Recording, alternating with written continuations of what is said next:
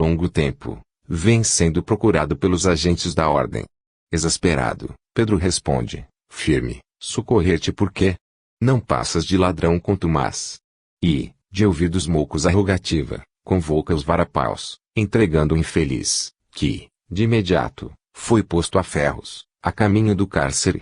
Satisfeito consigo mesmo, o apóstolo colocava a esperança na obra que seria concedido fazer, quando, logo após, perfumada a liteira lhe entregou a presença triste mulher de faces maceradas a contrastarem com a seda custosa em que buscava luzir.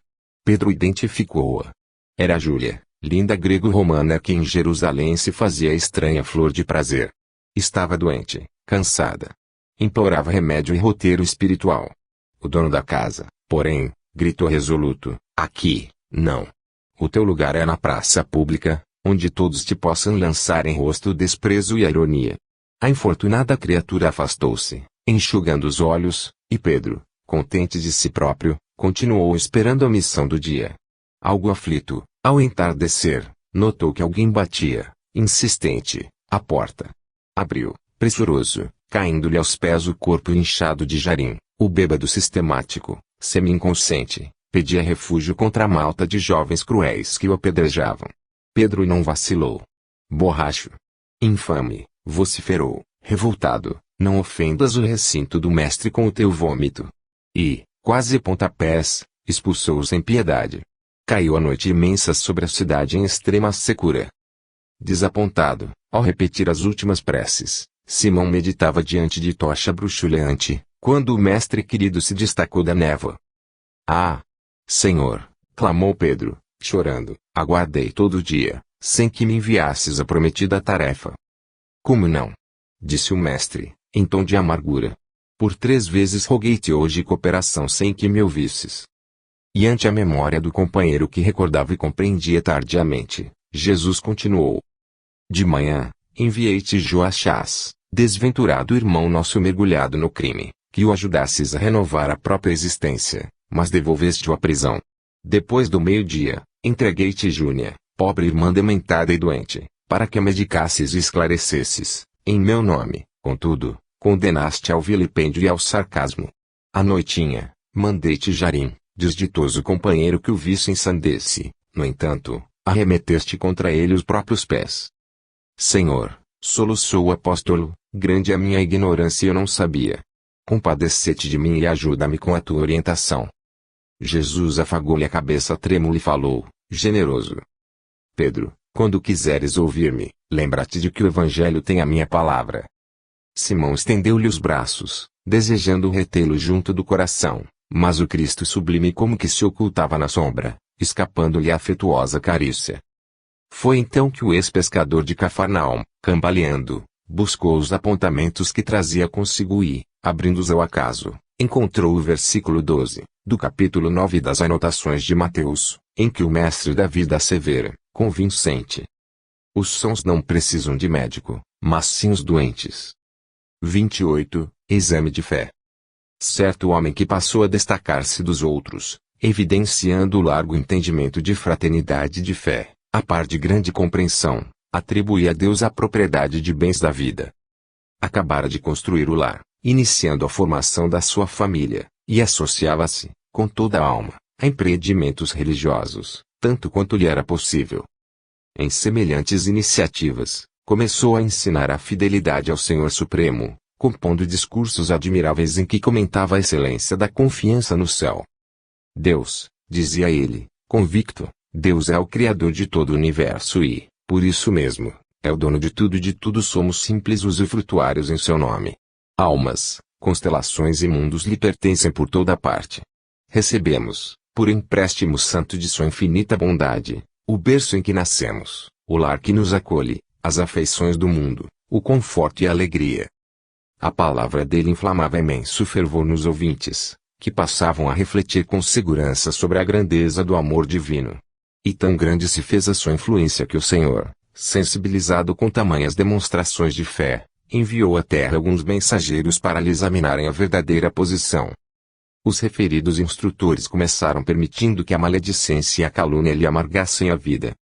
O herói da lealdade padeceu golpes terríveis que lhe nodoaram a dignidade, mas atribuiu todos os percalços do caminho a manifestações indiretas da celeste bondade e acabou exclamando, sinceramente: meu nome pertence a Deus. Que Deus seja louvado. Os emissários que o seguiam, observando-lhe a firmeza, deixaram que a perseguição gratuita lhe envolvesse o roteiro. No entanto, o ódio injustificável como que lhe acendeu a confiança. Entre nuvens de sofrimento, o devoto concluiu que o ideal da perfeição é fruto da magnanimidade divina e afirmou, convencido: o bem é obra do Senhor. Louvado seja o Senhor.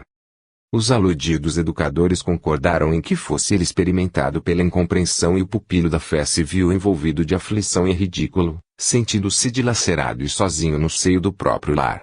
Contudo, reconhecendo que todo apreço e toda estima devem ser erigidos essencialmente ao Criador, asseverou, conformado: toda a glória deve ser dada ao Pai que está nos céus. Louvado seja o Pai que está nos céus. Os examinadores em lide decidiram que a enfermidade lhe visitasse o corpo, e o amigo da prece foi relegado ao leito em extrema penúria física. Todavia, em meio da própria angústia, reparou que seu corpo era um depósito do todo compassivo e disse, imperturbável: meu corpo é um empréstimo do Todo-Poderoso. Que o Todo-Poderoso seja louvado. Continuaram os enviados celestes no campo da experiência e o homem de fé resistiu valoroso, superando amargura e desolação, tristeza e necessidade.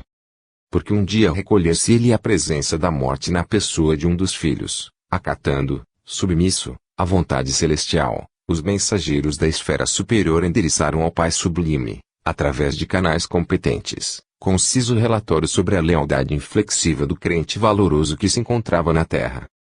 Logo após, receberam a ordem expressa da casa do Senhor para que lhe entregassem grande quantidade de ouro, como suprema prova de obediência. O homem recebeu a dádiva generosa, sob a aparência de um negócio feliz, e entregou-se ao conforto da nova situação. Parecia, anestesiado, quando orava, e ébrio de alegria em todos os movimentos. Decorrido algum tempo, os instrutores espirituais trouxeram-lhe um companheiro em dificuldade, que lhe implorou, humilhado e triste: meu amigo, tenho 4 filhos doentes e venho pedir-lhe em nome de Deus, por empréstimo, algum dinheiro para solucionar meus problemas. Espero resgatar minha dívida em 2 ou 3 meses. Ante o silêncio do interpelado, reiterou quase em pranto: socorra-me por amor ao nosso Pai de bondade. Mas, com indisfarçável espanto, os professores divinos ouviram-no dizer, impassível e entediado: não posso, não posso. Meu dinheiro é um patrimônio que custei muito a ganhar. 29. O escriba incrédulo. Descansava Jesus em casa de Egorim, o curtidor, no vilarejo de Dalmanuta, quando Joabe, escriba em Cesareia, partiu à procura dele, em companhia de Zebedeu, pai de Tiago e João, que lhe devotava imensa estima. Enquanto caminhava, depois de largada a barca, o amigo da cidade, que jamais contemplara o doce Nazareno, falava compungido de mágoas que sofrera. Sentia-se doente, em suprema revolta. Desejava escutar o verbo do Senhor para certificar-se quanto à própria conduta. Dizia-se crivado de injustiça e calúnia. Permutavam, assim, impressões espontâneas e afetuosas quando o lar de Egorim lhe surgiu pela frente, ao longe. Ao redor do tugúrio, congregavam-se enfermos, avultando, entre eles, um homem maduro e esbelto a gritar, estentórico, e que, guardado à pressa, excluiu-se do quadro, desafiando, assim, a curiosidade de ambos os viajores. No átrio da casa pobre, indaga Zebedeu de uma velha aleijada quem era aquele mísero, e informa-lhe a anciã que se tratava de um louco infeliz à procura do mestre. Nisso, Tiago e Pedro aparecem de chofre e dizem que Jesus pretendia ausentar-se para a prece nos montes. Joabe, ouvindo isto, penetra sozinho pela casa, e encontra em quarto humilde o Cristo generoso, meditando em silêncio. Mestre! Clama, chorando, depois de confortado as saudações primeiras, tenho o peito dorido e o pensamento em fogo, humilhado que estou por injúrias atrozes. Feriram-me, Senhor, enodoando-me o nome e furtando-me o pão. Que fazer ante o mal que me ataca, insolente? De que modo portar-me, perante os inimigos que me cobrem de lodo? Perdoa, filho meu. Disse o amigo celeste. Senhor, como esquecer malfeitores ingratos? Anotando-lhes sempre a condição de enfermos. Enfermos? Como assim, se perseguem matando? Não procederiam desse modo se não fossem dementes. Mestre, insistiu Joabe, convém esclarecer que os meus adversários são ladrões perigosos. São, pois, mais infelizes. Infelizes por quê? Se têm casas faustosas e terras florescentes. Todavia, amanhã descerão ao sepulcro, abandonando o furto a mãos que desconhecem. Entretanto, Senhor, sem qualquer razão justa, eles querem prender-me. Não importa, meu filho, pois todo delinquente está preso em si mesmo às algemas da treva. Mestre. Ainda assim, espreitam-me igualmente em tocaia sinistra, prelibando-me a morte, todos eles armados de punhais assassinos. Perdoe e ora por eles, disse o Cristo, sereno, porque é da eterna lei que a justiça se faça. Todo aquele que ferir será também ferido. O escriba, em desespero, ajuntou lacrimoso. Senhor, estou sozinho, despojado de tudo. Iludiram-me a esposa e roubaram meus filhos. Acusado sem culpa, o cárcere me espera, venerei sempre as leis, guardando-lhes os princípios e toda a minha dor nasce da sombra hostil da infâmia que me cerca. Que fazer, benfeitor, ante as garras da lama? Filho, perdoa sempre, ouvida todo o mal e faze todo o bem, porque somente o bem é a luz que não se apaga. Incapaz de conter o assombro que o traía, Joabe esgueirou-se de soslaio, perguntando lá fora aos amigos surpresos. Dizei-me, por favor, onde acharei o Mestre Jesus? Quero Jesus para ouvir-lhe a palavra.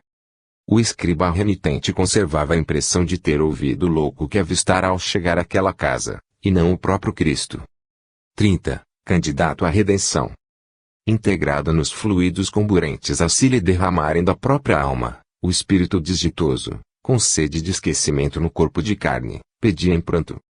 Senhor, por piedade, concedei-me a graça de renascer no planeta físico. Percebo agora a extensão de meus débitos e a enormidade de meus crimes. Feri vossa lei, espalhando miséria e destruição. E sofro, Senhor, por desleixo meu, o resultado de minha imprevidência delituosa. Trago em minhas entranhas o inferno que acendi em mim mesmo. O benfeitor da eternidade, conduzi-me, de novo, à escola da terra, a fim de que eu possa, por algum tempo, olvidar minhas horrendas feridas. Dai-me o câncer, a lepra ou outra enfermidade, Senhor, em cuja virulência bendita expungirei de meu ser veneno da culpa. Encarcerai-me num corpo paralítico em cuja armadura ressecada eu consigo olvidar o pretérito, regenerando os meus infelizes pensamentos. Entregai-me as provas da idiotia, em que me redima, detende meu espírito arrependido num leito de chagas terrestres em cujos tormentos acrisolho o coração entenebrecido no desespero. Dai-me a aleijão, a cegueira, a epilepsia, a forma torturada, a fome e a nudez, mas ajudai-me a renascer no mundo com a graça do esquecimento. Nisso, quando mais comoventes se lhe faziam as lágrimas, comparece junto dele benemérito amigo espiritual, que lhe diz, bondoso: acalma-te, meu irmão. Tuas súplicas foram ouvidas. A divina bondade conferir-te-á nova bênção no campo dos homens. Não precisarás, porém, recorrer à morféia, à imobilidade, ao pênfigo ou à mutilação para o resgate das tuas dívidas. Afirma-nos o Senhor: misericórdia quero, não sacrifício. Voltarás ao mundo em berço acolhedor e servirás ao Espiritismo, com Jesus, na condição de médium amigo da redenção. Aprenderás que o amor cobre a multidão de nossos pecados e afeiçoar-te-ás ao bem de todos, buscando no bem de todos a luz de teu próprio bem. Enlevado com a promessa, o mísero brandou, esperançoso e desafogado. Louvada seja a bondade infinita de Deus. Oh! Sim, cultivarei o serviço aos meus semelhantes na concessão com que o céu me agracia. Saberei usar a benevolência em todos os lances da luta. Abraçarei os humildes e compreenderei os orgulhosos para ajudá-los com amor. Tolerarei sem revolta flagelações e calúnias, consagrar-me-ei ao desprendimento das posses materiais. Respirarei na terra, mentalizando a compaixão celeste para saber auxiliar sem recompensa e entender sem exigir. Sim. Serei médium e sofrerei amando, como Jesus nos amou. Recolhido a grande hospital de socorro, a breve tempo consegui habilitar-se para o novo renascimento. Mergulhado em rendas de limitado carinho, ressurgiu num corpo abençoado e perfeito, em lar simples e generoso que o acariciou com alegrias puras, qual santuário que o preparasse na direção de uma festa de luz. Foi assim que, Alcançando a maioridade corpórea, o candidato ao serviço do bem foi conduzido naturalmente à província de trabalho em que lhe competia a execução dos votos que formulara. Entretanto, ao contacto inicial com as bênçãos da tarefa, sentiu que a dúvida e a irritação lhe visitavam o campo íntimo. Em toda parte, surpreendia incompreensão e discórdia, censura e suspeita constantes. Amedrontado perante a luta que se esboçava feroz, pediu, certa feita, numa sessão de fraternidade e intercâmbio, a orientação do benfeitor espiritual que o ajudava no templo espírita em que se lhe sediavam as esperanças primeiras, e, tão logo saudado pelo instrutor, rogou compungidamente. Que fazer, meu amigo, diante das sombras que me entravam os movimentos? Perdoa e ajuda, meu filho, respondeu-lhe o mensageiro benevolente. E quando alguém me crive de calúnia e maldade? Ajuda e perdoa para que a luz do entendimento se faça vitoriosa. E a desconfiança? Como agir perante as criaturas que me experimentam com aspereza e sarcasmo? Perdoa e ajuda, aguardando o tempo. E as pessoas cruéis que me procuram, tocadas de más intenções, à maneira do animal que se sacia nas águas de um poço, agitando o lodo que lhe dorme no seio? Ajuda e perdoa para que se renovem um dia. Sofro com as mistificações que, por vezes, me assaltam. Como proceder diante daqueles que me ensombram a inspiração, compelindo-me ao desencanto? Perdoa e ajuda sem repousar, recebendo em tais lições do caminho justo apelo à tua construção de humildade. De quando em quando, a mistificação auxiliar-te-á a entender que os talentos do alto não te pertencem, ensinando-te o respeito ante a bondade celestial. Vejo-me cercado pela exigência daqueles que me interpretam a conta de malfeitor, solicitando-me as horas para o resvaladouro do crime. Como tratá-los na rota de minha fé? Perdoa e ajuda sempre. Mas de que modo agir com ignorantes ingratos, com as raposas da astúcia e com os lobos da crueldade que pretendem senhorear minhas forças? Ajuda e perdoa constantemente. Ainda mesmo quando não me desculpem as fraquezas e não me auxiliem na solução das próprias necessidades. Sim, meu filho, acentuou o benfeitor, é imprescindível ajudar e perdoar sem descanso. Levantou-se o consulente para a despedida, e após o encerramento da reunião, com fervorosa prece, o candidato à mediunidade que pedira o câncer e a lepra, a cegueira e a mutilação, a paralisia e o infortúnio, para ressarcir o passado delituoso, retirou-se da casa e ninguém mais o viu. 31. A campanha da paz. Estabelecidos em Jerusalém, depois do Pentecostes, os discípulos de Jesus, sinceramente empenhados à obra do Evangelho, iniciaram as campanhas imprescindíveis às realizações que o Mestre lhes confiara. Primeiro, o levantamento de moradia que os albergasse. Entremearam possibilidades, granjearam o apoio de simpatizantes da causa, sacrificaram pequenos luxos, e o teto apareceu, simples e acolhedor, onde os necessitados passaram a receber esclarecimento e consolação, em nome do Cristo. Montada a máquina de trabalho, viam-se defrontados por novo problema. As instalações demandavam expressivos recursos. Convocações à solidariedade se fizeram ativas. Velhos cofres foram abertos, canastras rojaram-se de borco, entornando as derradeiras moedas, e o lar da fraternidade povoou-se de leitos e rouparia, candeias e vasos, tinas enormes e variados apetrechos domésticos. Os filhos do infortúnio chegaram em bando. Obsidiados eram trazidos de longe, velhinhos que os descendentes irresponsáveis atiravam à rua engrossavam a estatística dos hóspedes, viúvas acompanhadas por filhinhos chorosos e magrecelas aumentavam a instituição, dia a dia, e enfermos sem ninguém arrastavam-se na direção da pousada de amor, quando não eram encaminhados até aí em padiolas, com as marcas da morte a lhes arroxearem o corpo enlanguecido. Complicaram-se as exigências da manutenção e efetuaram-se coletas entre os amigos. Corações generosos compareceram. Remédios não escassearam e as mesas foram supridas com fartura. Obrigações dilatadas reclamaram concurso humano. Os continuadores de Jesus apelaram das tribunas, solicitando braços compassivos que lavassem os doentes e distribuíssem os pratos. Cooperadores engajaram-se gratuitamente e formaram-se os diáconos prestimosos. Criancinhas começaram a despontar na estância humilde e outra espécie de assistência se impôs, rápida.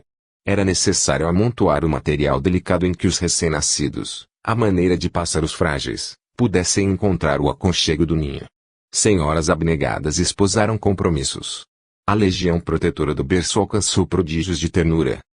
E novas campanhas raiavam, imperiosas. Campanhas para o trato da terra, a fim de que as despesas diminuíssem. Campanhas para substituir as peças inutilizadas pelos obsessos, quando em crises de fúria. Campanhas para o auxílio imediato às famílias desprotegidas de companheiros que desencarnaram. Campanhas para mais leite em favor dos pequeninos. Entretanto, se os apóstolos do Mestre encontravam relativa facilidade para assegurar a mantença da casa, reconheciam-se atribulados pela desunião, que os ameaçava, terrível. Fugiam da verdade. Levi criticava o rigor de Tiago, filho de Alfeu. Tiago não desculpava a tolerância de Levi. Bartolomeu interpretava a benevolência de André como sendo dissipação. André considerava Bartolomeu viciado em sovinice. Se João, muito jovem, fosse visto em prece, na companhia de irmãs caídas em desvalimento diante dos preconceitos, era indicado por instrumento de escândalo. Se Felipe dormia nos arrabaldes, velando agonizantes desfavorecidos de arrimo familiar, regressava sob a zombaria dos próprios irmãos que não lhe penetravam a essência das atitudes. Com o tempo, graçaram conflitos, despeitos, queixumes, perturbações. Cooperadores insatisfeitos com as próprias tarefas invadiam atribuições alheias, provocando atritos e consequências amargas, junto dos quais se sobrepunham os especialistas do sarcasmo, transfigurando os querelantes em trampolins de excesso à dominação deles mesmos. Partidos e corrilhos, aqui e ali. Cochichos e arrufos nos refeitórios, nas cozinhas enredos e bate-bocas. Discussões azedavam o ambiente dos átrios. Fel na intimidade e desprezo por fora, no público que seguia, de perto, as altercações e as desavenças. Esmerava-se Pedro no sustento da ordem, mas em vão. Aconselhava serenidade e prudência, sem qualquer resultado encorajador. Por fim, cansado das brigas que lhes desgastavam a obra e a alma, propôs reunirem-se em oração, a benefício da paz. E o grupo passou a congregar-se uma vez por semana, com semelhante finalidade. Apesar disso, porém, as contendas prosseguiam, acesas. Ironias, ataques, remoques, injúrias. Transcorridos 6 meses sobre a prece em conjunto, uma noite de angústia apareceu, em que Simão implorou, mais intensamente comovido, a inspiração do Senhor. Os irmãos, sensibilizados, viram-no engasgado de pranto. O companheiro fiel, rude por vezes, mas profundamente afetuoso, mendigou o auxílio da divina misericórdia, reconhecia a edificação do evangelho comprometida pelas rixas constantes, esmolava assistência, exorava proteção. Quando o ex-pescador parou de falar, enxugando o rosto molhado de lágrimas, alguém surgiu ali, diante deles, como se a parede, à frente, se abrisse por dispositivos ocultos, para dar passagem a um homem. A luz mortiça que bruxuleava no velador, Jesus, como no passado, estava ali, rente a eles. Era ele, sim, o Mestre. Mostrando o olhar lúcido e penetrante, os cabelos desnastrados a nazarena e melancolia indefinível na face calma, ergueu as mãos num gesto de bênção. Pedro gemeu, indiferente aos amigos que o assombro empolgava. Senhor, compadece-te de nós, os aprendizes atormentados. Que fazer, mestre, para garantir a segurança de tua obra? Perdoa-me se tenho o coração fatigado e desditoso. Simão, respondeu Jesus, sem se alterar, não me esqueci de rogar para que nos amássemos uns aos outros. Senhor, tornou Cefas, temos realizado todo o bem que nos é possível, segundo o amor que nos ensinaste. Nossas campanhas não descansam. Temos amparado, em teu nome, os aleijados e os infelizes, as viúvas e os órfãos. Sim, Pedro, todas essas campanhas são aquelas que não podem esmorecer, para que o bem se espalhe por fruto do céu na terra. No entanto, hoje saibamos atender a campanha da paz em si mesma. Senhor, esclarece-nos por piedade. Que campanha será essa? Jesus, divinamente materializado, espraiou o olhar percussiente na diminuta assembleia e ponderou, triste. O equilíbrio nasce da união fraternal e a união fraternal não aparece fora do respeito que devemos uns aos outros. Ninguém colhe aquilo que não semeia. Conseguiremos a seara do serviço, conjugando os braços na ação que nos compete, conquistaremos a diligência, aplicando os olhos no dever a cumprir, obteremos a vigilância, empregando criteriosamente os ouvidos. Entretanto, para que a harmonia permaneça entre nós, é forçoso pensar e falar acerca do próximo, como desejamos que o próximo pense e fale sobre nós mesmos. E, ante o silêncio que pesava, profundo, o mestre rematou: Irmãos, por amor aos fracos e aos aflitos, aos deserdados e aos tristes da terra, que esperam por nós na luz do reino de Deus, façamos a campanha da paz, começando pela caridade da língua. 32. Um desastre. 1. Duarte Nunes enriquecera. 2 grandes farmácias, muito bem dirigidas, eram para ele 2 galinhas de ovos de ouro. Dono de próprio tempo, não sabia usá-lo da maneira mais nobre e, por isso, estimava nas grandes emoções suas grandes fugas. Corridas de cavalos, corridas de automóveis, concursos de lanchas. Entusiasta de todos os esportes. Gastador renitente. Apesar disso, era bom esposo e bom pai. De vez em vez, levava os filhinhos, Marilene e Murilo, às brigas de galos. O belo casal de garotos, porém, não gostava. Marilene voltava o rosto para não ver, e Murilo, forte petis de 4 anos, chorava desapontado. Poltrão, dizia o pai, com adocicada ironia. E colocava os 2 no carro para longo passeio. A esposa, muitas vezes presente, rogava aflita: Nunes, mais devagar. Ele, porém, sorria, sarcástico, e dava largas ao freio. 60, 80 quilômetros. Noutras circunstâncias, era Elmo Bruno, o amigo inseparável, que advertia, quando o carro de luxo parecia comer o chão. Não corra assim tanto. Olhe os pedestres. Que tenho eu lá com isso? E Bruno explicava. Há pessoas distraídas, e crianças inconscientes. Nem sempre conseguem, de pronto, ver os sinais. Duarte encerrava o capítulo, acrescentando: rodas foram feitas para rodar. E depressa. De outras vezes, era o próprio pai dele aconselhá-lo, enquanto o veículo parecia voar. Meu filho, é preciso prudência. O volante pede calma. Penso que, além dos 40 quilômetros, tudo é caminho para desastre. Friolheiras, papai, respondia Nunes, bem-humorado, agravando o problema. Sempre que exortado, corria mais. 2. Meninos de apartamento, aves engaioladas, dizia mamãe Duarte Nunes, abraçando os netos. Então, disse o pai, sorrindo, preferem vovó? Sim, sim. Decorridos minutos, saem todos na manhã domingueira. Dona Branca desce com a nora, amparando as crianças, ao pé da própria casa e a pleno sol de Ipanema e declara: nossos pássaros prisioneiros querem hoje a largueza da praia. Vamos respirar. Sublinhado riram-se todos. E o alto, conduzindo Nunes e Elmo, saiu em disparada. Mais tarde, Petrópolis. Amigos improvisavam corridas de bicicletas. Bandeirinhas. Anotações. Relógios em massa. Homens magros, pedalando, ansiosos e, por fim, o HP em Hotel Serrano, subárvores farfalhudas. Ao virar da tarde, o regresso. Todo o rio ainda vibra de sol. Sublinhado por que não buscar, primeiro, a cerveja pura e gelada, em Copacabana? Sublinhado perguntou Nunes, contente. O carro devora o asfalto. Sublinhado devagar, devagar. Sublinhado pede o amigo. Depois da cerveja, o retorno à casa. Nunes inicia a marcha, como quem decola. Sublinhado devagar, devagar. Sublinhado roga o companheiro. Ele ri. Desatende. Há poucos minutos, ambos vêem um pequeno emaiô. Está só. Agita-se. E corre de través procurando o outro lado. Nunes tenta frear, mas é tarde. Atropela o garoto que tomba com a pluma ao vento. Populares gritando.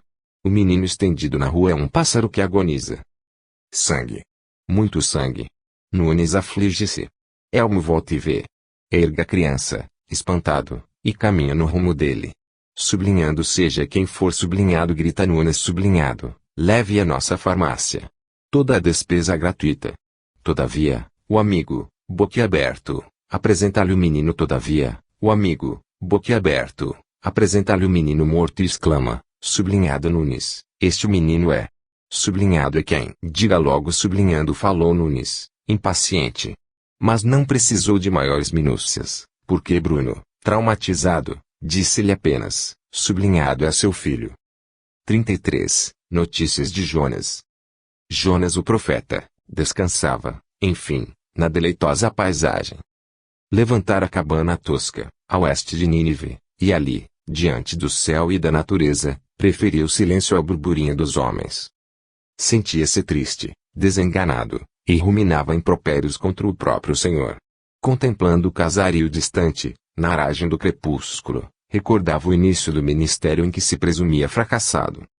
Vivia calmo, pensava, vivia calmo e sem atrito. Adorava as oliveiras do velho sítio, tangia, feliz, seu rebanho de cabras. O anonimato garantia-lhe o sossego do prato sem problemas. O Senhor, porém, surgira-lhe a visão e tudo se alterara. A palavra dele rompia-lhe nos ouvidos, em qualquer lugar e a qualquer hora. Se fosse apenas o prazer de ouvi-lo. Mas o Senhor queixava-se de Nínive e incumbia-o de severa advertência. Cabia-lhe a obrigação de avisar os ninivitas de que lhes destruiria a cidade, como se ateia fogo num campo invadido de pragas. Que Jonas falasse, gritasse, anunciasse, predissesse. A medida poderia afastar os moradores que desejassem purificar o coração e melhorar a vida.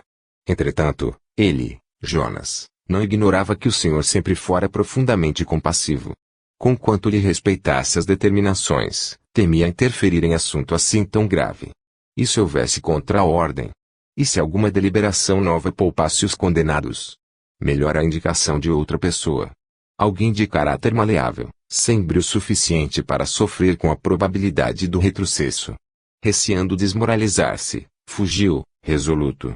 Desceu para Jope e tomou embarcação para Tárcia, mas, em viagem, sobreviera a tempestade e temera. No auge da tormenta, declarou aos tripulantes que, de certo, estaria na presença dele a causa do temporal que parecia inamainável. Desobedecera à voz do alto. Fizera-se passível de austera punição. Amedrontados, os remadores atiraram-no às ondas. Debatendo-se no abismo, arrependera-se da deserção e prometeu cumprir o mandato com rigor. Veneraria a benignidade do trono eterno e transmitiria a mensagem fielmente. O Senhor escutou-lhe a petição e despachou recursos que os salvassem. Vira-se arrebatado ao torvelinho voraginoso e conduzido à praia com segurança. Renovado e confiante, efetuara 3 dias de marcha laboriosa e, alcançando Nínive, entregou-se aos sombrios vaticínios. Mais 40 dias e a cidade seria aniquilada. O povo ninivita acreditou nele e, a partir dos maiorais, penitenciou-se em pranto de sincera compunção, suplicando socorro à bondade celestial. Preces coletivas e piedosas realizações foram feitas. O Senhor enternecera-se e, tomado de compaixão, absolvera a cidade, conferindo-lhe aos habitantes novos recursos de trabalho e corrigenda. Justamente por isso, achava-se, ali, sozinho e desapontado. Ferido no amor próprio, demandara o retiro agreste para forrar-se ao sarcasmo da via pública. Tanto chorou, naquele ocaso cinzento, confessando a si mesmo invencível desânimo, que o Senhor se dispôs a visitá-lo e, ao vê-lo moralmente surdo e cego de indignação e amargura, brindou-lhe a choça com uma semente de aboboreira. A breve espaço, Jonas descobriu a plantinha nascente e embeveceu-se. Consagrou-se a ela com paternal carinho. A trepadeira cresceu, viçosa, e abraçou-lhe o casebre. Assemelhava-se à bela coroa verde a defende-lo contra o sol, fazendo-o esquecer todas as mágoas. No entanto, quando o profeta se revelava mais devotado ao seu passatempo, surgiu o imprevisto. Grande rato dilapidou as raízes do lindo ornato e as ramas secaram-se, de chofre. Jonas, irado, afundou-se no desespero. Amava a planta, dedicara-se inteiramente a ela. Por que a destruição, por que a ruína? Arremessando os punhos na própria cabeça, esbravejava contra a canícula e, afagando folhas mortas, perguntava, em lágrimas, por quê? Por quê? Foi então que o Senhor lhe apareceu, plenamente materializado, e falou, conciso. Sublinhando a Jonas, consideras-me covarde, por exercitar a misericórdia, e apaixonas-te, desta forma, por uma aboboreira, da qual desconheces a formação, em cujo desenvolvimento não trabalhaste, que nasceu numa noite e que, num dia, pereceu. Choras amargamente por um simples vegetal, tentando recuperá-lo e não me permites qualquer compaixão por Nínive, onde estão mais de 120.000 homens, ainda fracos e ignorantes, e que, por enquanto, não sabem discernir a mão direita da mão esquerda. Assim termina a saborosa narração do Velho Testamento. E, ao relê-la, pensamos em muitos religiosos da terra que se fazem censores dos irmãos em dificuldades para assimilar os talentos da fé, a exigirem que o Senhor lhes destrua a existência, mas profundamente agarrados às suas comodidades e às suas abóboras. 34. O mancebo rico.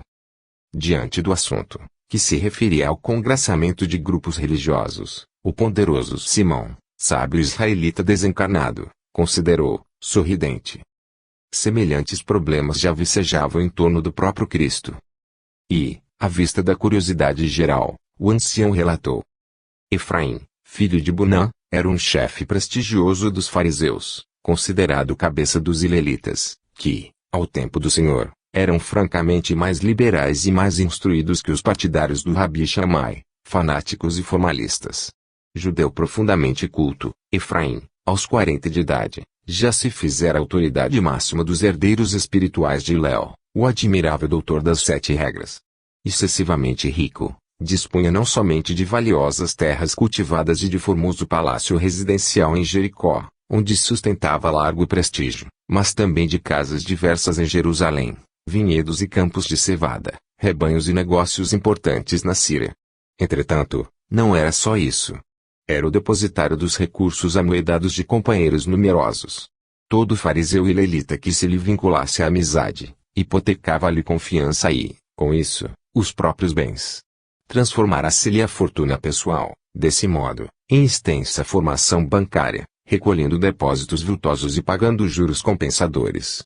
No centro da organização, cujos interesses financeiros se expandiam, constantes, era ele, embora relativamente moço, um oráculo e um amigo. O narrador fez longa pausa, como se nos quisesse monopolizar as atenções, e prosseguiu. Devotado leitor da Mishnah e apaixonado pelas doutrinas do antigo orientador que tudo fizera por desentranhar o espírito da letra, na interpretação das Escrituras, Efraim ouviu, com imensa simpatia, as notícias do reino de Deus, de que Jesus se revelava portador. Assinalando o ódio gratuito com que os fariseus rigorosos investiam contra o mestre, mas se lhes acerbou o desejo de um contacto direto.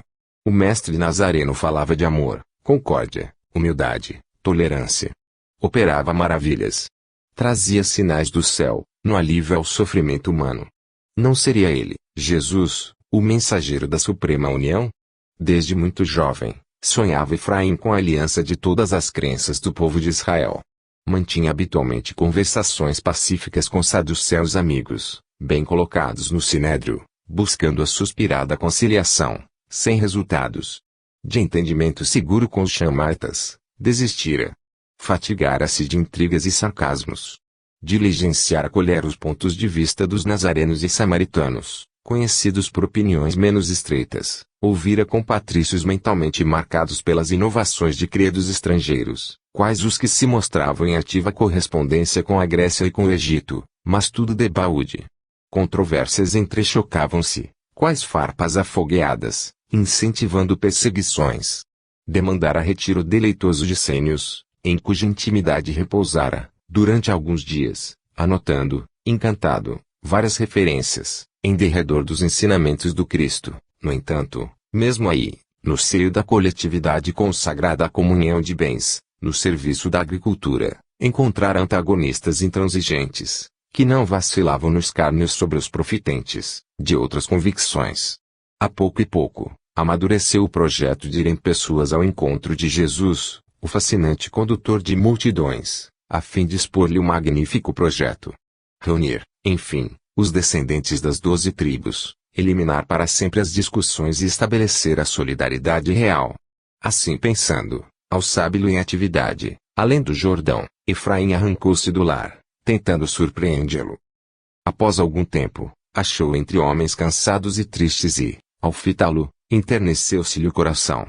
Como que tocado de luz invisível, olhou para si mesmo e envergonhou-se das joias que trazia, conquanto adotasse, naquela hora, a indumentária que lhe era comumente mais simples. Tomando de funda emotividade, receava agora a almejada entrevista. Sentia-se inibido, pequeno de espírito. Sofreava, a custo, as próprias lágrimas. Sim, concluía consigo mesmo, dirigir-se ao mestre das boas novas, na feição de aprendiz, ocultarias a própria grandeza individual.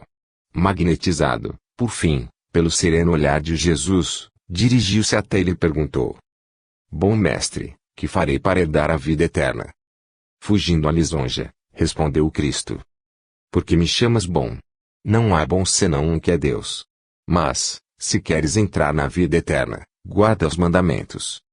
Quais? Tornou Efraim, preocupado. E Jesus enumerou alguns dos antigos preceitos de Moisés. Amarás a Deus sobre todas as coisas, não matarás, não cometerás adultério, não furtarás, não pronunciarás falso testemunho, honrarás teus pais, amarás o próximo como a ti mesmo. Efraim, que não se esquecia da própria condição de príncipe da cultura e das finanças farisaicas, ajuntou, sorrindo: Tudo isso tenho observado desde a minha juventude. O mestre, no entanto, fixou nele os olhos lúcidos, como a desvendar-lhe o ramago da alma, e considerou: Algo te falta, ainda. Se queres aperfeiçoar-te, vai, vende tudo o que tens, tudo entregando aos pobres, e terás um tesouro nos céus. Feito isso, vem e segue-me. O poderoso dirigente dos fariseus, contudo, ao ouvir essas palavras, recordou subitamente as enormes riquezas que possuía e retirou-se muito triste. Veridiano, um amigo que nos partilhava os estudos, indagou, logo que o relator deu a narrativa por terminada: Não será essa a história do mancebo rico, mencionada no Evangelho? Simão esboçou largo sorriso e informou: Sem mais, nem menos. E assinalando-nos a surpresa, concluiu, sem que nos fosse possível aduzir, depois, qualquer comentário: A fusão dos agrupamentos religiosos no mundo é assunto muito velho. É aconselhada com ardor, aqui e ali, entretanto, quando se fala em esvaziar a bolsa, em favor dos necessitados, para que o amor puro garanta a construção do reino de Deus, nas forças do Espírito, quase todos os patronos da pregoada união se afastam muito tristes.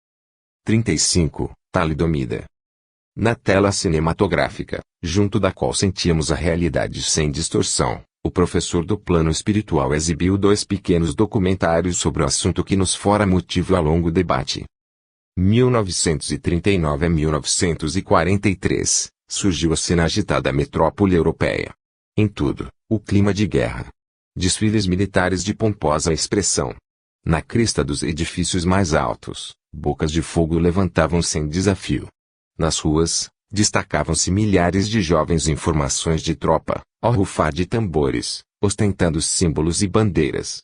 O povo, triste e apreensivo nas filas de suprimento, parecia desvairar-se de júbilo, nas paradas políticas, ovacionando oradores nas praças públicas. De vez em vez, sirenas sibilavam gritaria de alarme.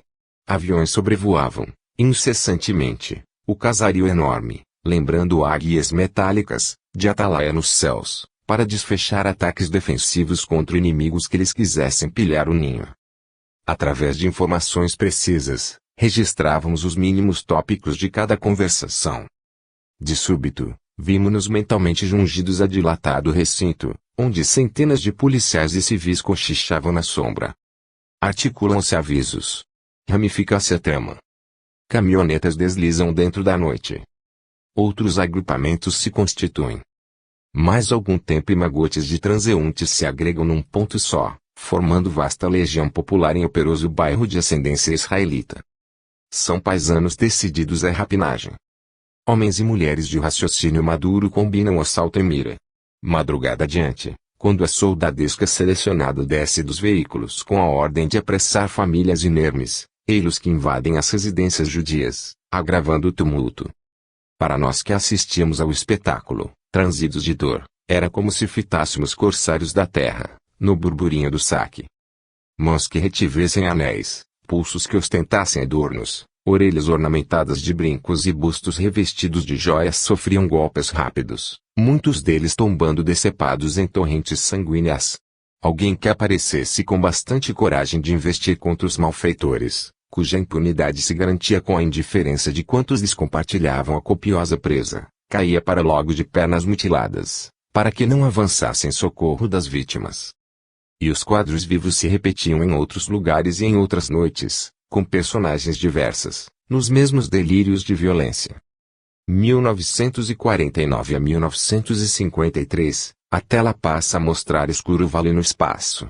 Examinamos, confrangidos, milhares de seres humanos em condições deploráveis. Arrastam-se em desgoverno. Há quem chore a ausência dos braços, quem lastime a perda dos pés. Possível, no entanto, identificar muitos deles.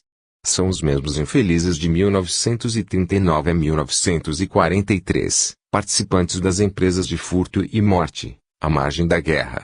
Desencanados, supliciam-se no remorso que se lhes incrusta nas consciências. Carregando a mente vincada pelas atrocidades de que foram autores, plasmaram em si, nos órgãos e membros profundamente sensíveis do corpo espiritual, as deformidades que infligiram aos irmãos israelitas indefesos. Ainda assim, almas heróicas atravessam o nevoeiro e distribuem consolações. Para que se refaçam, é preciso que reencarnem de novo, em breves períodos de imersão nos fluidos anestesiantes do plano físico. Necessário retomem a organização carnal, a maneira de doentes complicados que exigem regime carcerário para tratamento preciso. Ensinamentos prosseguem ao redor do filme. Sofrerão, sim, mais tarde, as provas regenerativas de que se revelam carecedores, mas, por enquanto, são albergados por braços afetuosos de amigos, que se prontificam a sustentá-los, piedosamente, ou entregues a casais necessitados de filhinhos problemas, a fim de ressarcirem dívidas do pretérito. A maioria dos implicados renasce no país em que se verificou o assombro delito, e muitos deles, em vários pontos outros do mundo, ressurgem alentados por famílias hospitaleiras ou endividadas, que se aconchegam, para a benemerência do reajuste. Certamente, comentou o instrutor, ao término da película, certamente que nem todos os casos de malformação congênita podem ser debitados à influência da talidomida sobre a vida fetal. Em todos os tempos, consoante os princípios de causa e efeito, despontam crianças desfiguradas nos berços terrestres. O estudo, porém, que realizamos pela imagem esclarece com segurança o fenômeno das ocorrências de má formação que repontaram em massa, entre os homens, nos últimos tempos.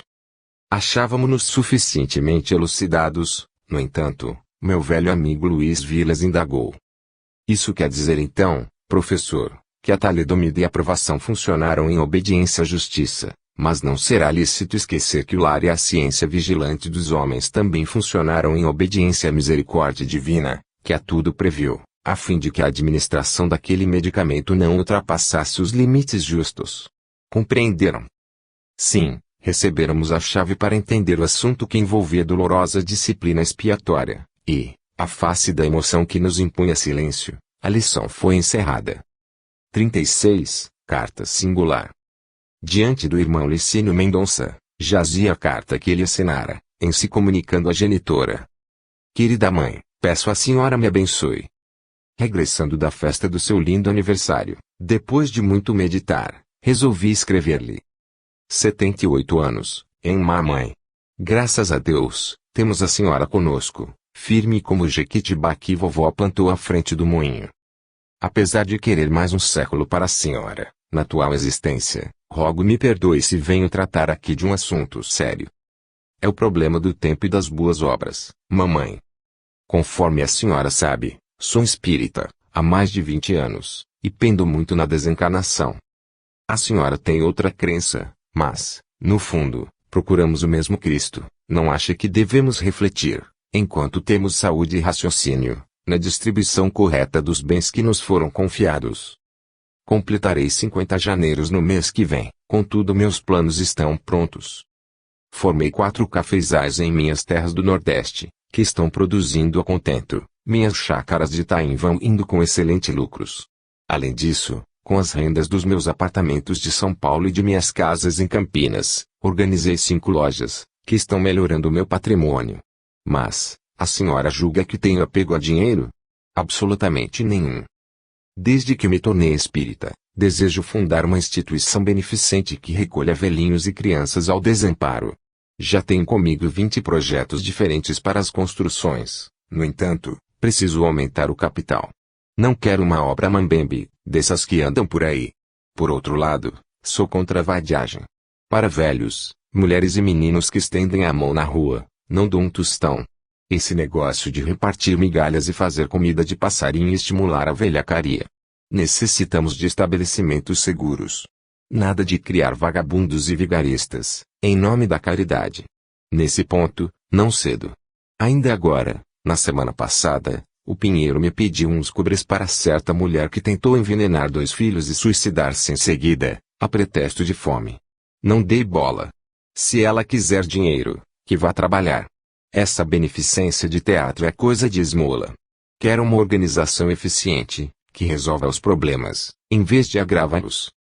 Para o conjunto de edificações que pretendo levantar, já percebo o rendimento aproximado de 4.500.000 cruzeiros por mês. Entretanto, isso é pouco. É indispensável, pelo menos, duplicar essa quantia para começar. Ultimamente, porém, mamãe, venho refletindo na situação da senhora. Desde que o papai desencanou, desejo solicitar que a senhora auxilie o espírito dele, com o serviço ao próximo. Com os juros dos depósitos bancários e com os produtos das fazendas que ele deixou no Paraná, é possível fazer muito. Que a senhora não aceite o espiritismo, vá lá. Mas a senhora é cristã e deve amparar as obras cristãs. Não convém deixar tanto dinheiro sem aplicação definida na assistência aos que sofrem.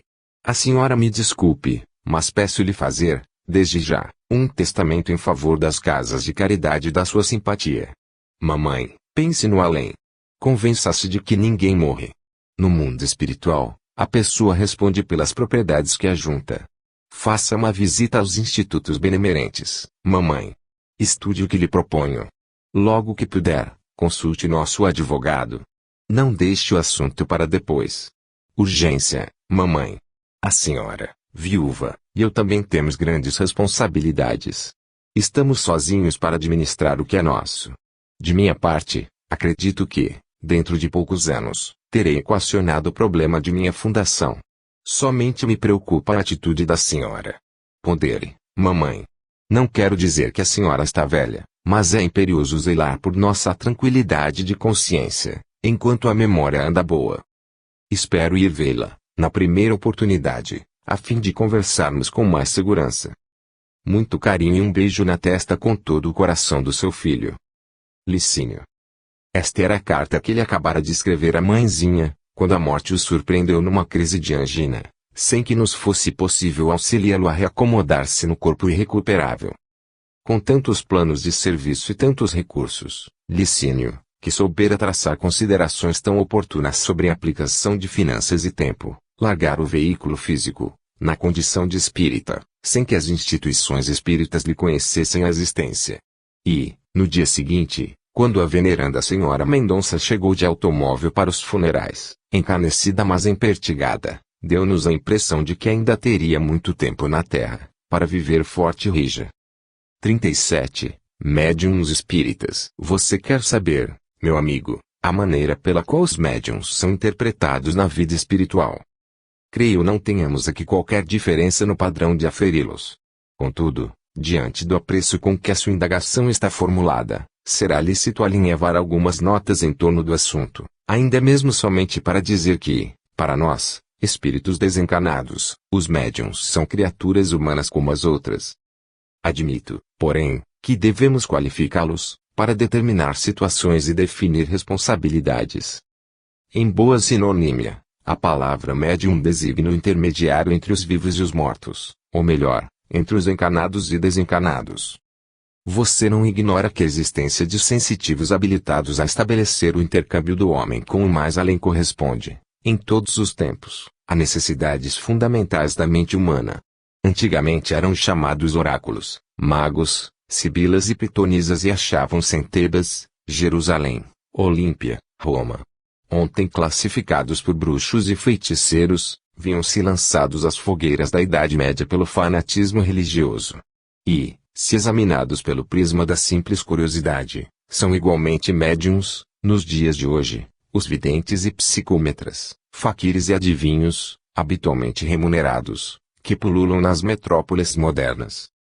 À vista disso, presumimos seja recomendável denominar médiuns espíritas os medianeiros em tarefas nas casas espíritas cristãs, de vez que todas as pessoas que estejam agindo sob a influência dos que já desenfaixaram do veículo físico são médiuns. Lutero, ouvindo vozes do mundo espiritual, era médium reformista.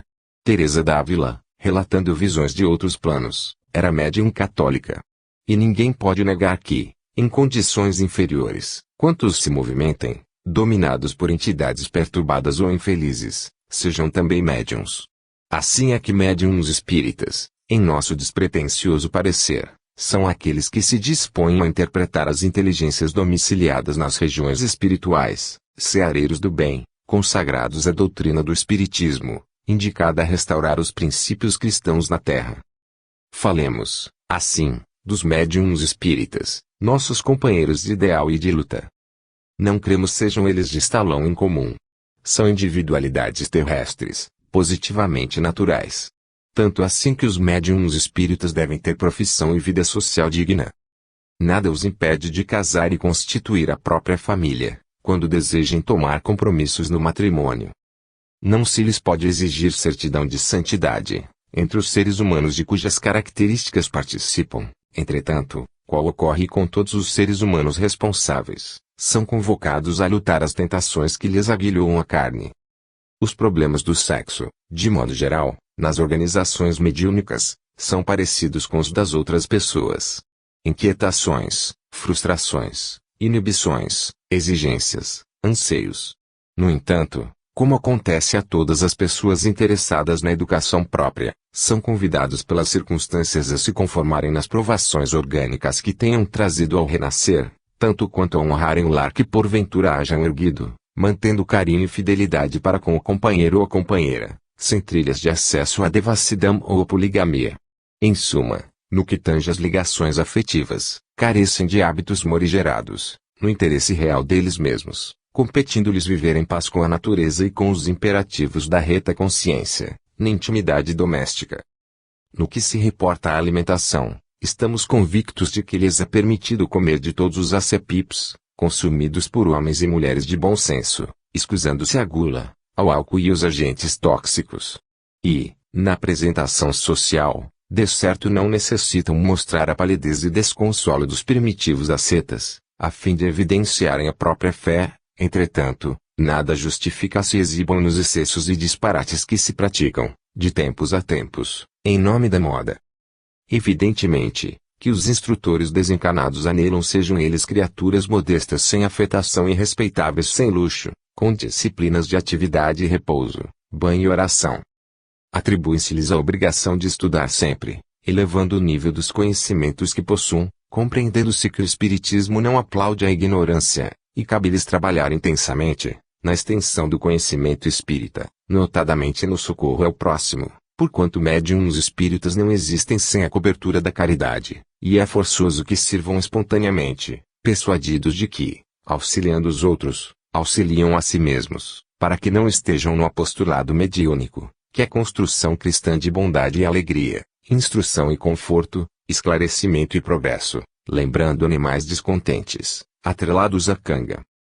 Em hipótese alguma devem cobrar honorários pelos benefícios que prestem e, em nenhum momento, se justificará qualquer iniciativa tendente a situá-los em regime de privilégios, mas, também por serem médiuns espíritas, não será justo que se lhes tumultue o lugar de trabalho, aniquilando-se-lhes a possibilidade do ganha-pão honesto, em nome do bem, e nem é lícito, a pretexto de fraternidade, que se lhes convulsione a residência e se lhes devasse a vida. Por serem médiuns espíritas, não estão obrigados a fazer tudo o que se lhes peça, a título de beneficência ou solidariedade, e nem a assumir atitudes em desacordo com a própria consciência, para satisfazer ao sentimentalismo superficial, inferindo-se que pela mesma razão de serem médiuns espíritas é que precisam agir com segurança e discernimento, convictos de que não podem e nem sabem tudo, porque saber e poder tudo é apanágio de Deus. Indiscutivelmente, se lançam a mediunidade a influências políticas ou discriminações sociais, deixam de ser médiuns espíritas, porque o espiritismo se baseia no cristianismo vivo, que considera irmãos todos os homens, com o dever de os mais fortes se constituírem apoio aos mais fracos. Não conhecemos médiuns espíritas maiores ou menores. Todos são credores de estima e acatamento na prática criteriosa das faculdades que exerçam. No dia em que os espíritas ou os espíritos intentassem estabelecer qualquer casta mediúnica, os médiuns espíritas desapareciam, porquanto surgiria, em lugar deles, toda uma nobiliarquia religiosa. Todos sabemos que, perante